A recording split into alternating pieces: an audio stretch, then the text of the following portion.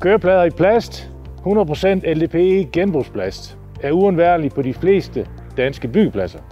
Hos Adrian Gro kører vi med 2 standarder. En, der er 2 meter lang, og en, der er 3 meter lang. Og begge plader er 105 cm brede. Kørepladerne er 10 mm tykke og kan klare et akseltryk på 10 ton med et hårdt og fast underlag.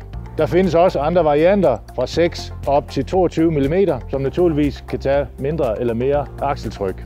Pladerne kan klare temperaturer fra 70 plus grader ned til minus 40, hvilket er tæt på, hvad der er i dag.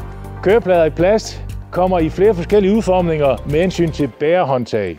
Nogle er der ingen håndtag på, nogle er der 2, nogle er der sågar 4 håndtag på. Nogle gange sidder håndtagene i siderne, nogle gange sidder de i enderne. Hos Adrian Gro fører vi en variant, hvor der er 1 håndtag i begge ender af pladen. Hos Adrian Gro er vi lagerførende i de 2 standarder 2 meter og 3 meter gange 1,05. Hvis du har brug for specialmål til netop jeres projekt, så har vi selvfølgelig mulighed for at levere det også. Udover specialmål på køreplader har vi også mulighed for at levere kørepladerne i en RAL farve efter eget ønske.